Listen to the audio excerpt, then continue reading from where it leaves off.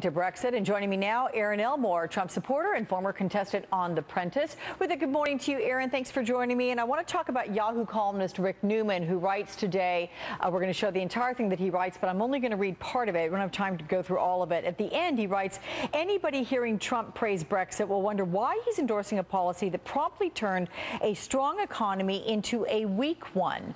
Do you have any concern that Mr. Trump's support of Brexit could turn into something that backfires on him, might be a costly one? I actually think the opposite. You know, Hillary Clinton and both Barack Obama have spoken out on this, and it shows that they're out of touch with the world and misspoke. Brexit, people voted for this. Excuse me.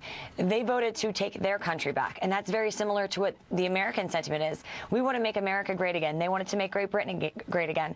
Donald Trump spoke in favor of this. It worked in that country, and I think it's the same movement that's happening here, and that's why Donald Trump is so successful. Erin, have you heard about what some are saying is a bit of buyer's remorse, as of those that have cast their votes? Already well over 1 million people have said, you know what, we need to actually have a do-over. We were asking Parliament to consider another referendum. Oh, goodness. Well, that certainly would not be good for the Dow, but I hope it doesn't happen. It would just be too chaotic for the economy. Do you think Donald Trump considered the possible backlash at all before he backed the Brexit so strongly? I mean, does he think about consequences of what he says in general? I think he does, but what are the consequences thus far?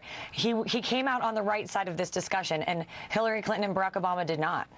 What about the firing of Corey Lewandowski? Does that signal the beginning of a rebrand on Trump's part? You think we're going to see a different Trump as we get closer to Cleveland and the convention? We already have.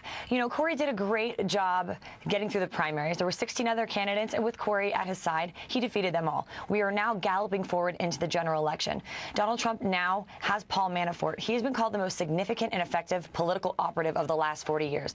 Mr. Manafort has overseen Bob Dole, John McCain, George H.W. and W. Bush. Their presidential campaigns, he's strong, he's smart, and he's effective. And that's what you're seeing now in Donald Trump. In his last speech, he came across as so polished, professional, poised, poignant, and on point. And that's what you're also seeing in his messaging. I've been subscribing to the messaging since the beginning. It looks so much different now. We are headed in that right direction for the general election. Paul Manafort is strong. Is it a rebranding? No, it's just a galloping forward in the right direction to beat Hillary Clinton. What about the potential of a delegate rebellion in Cleveland, as has been widely reported? How do you think Donald Trump would handle that? Widely reported indeed. I actually read an article on Politico this morning. They polled all 112 Rules Committee members, and basically the dumb Trump people, they have no leg to stand on. One even said, changing the rules in the middle of the game is tantamount to taking your ball and going home because you don't like the potential outcome. It looks silly. It looks unprofessional. Moreover, who are they going to put in there? Someone with no experience and no votes? It's almost making a mockery of the American people, and no one wants that. What we really want here is someone who can defeat Hillary Clinton. And at that point, it can't be some amorphous creature. It's going to be Donald Trump. All right, Erin Elmore, thank you so much for weighing in. I appreciate that.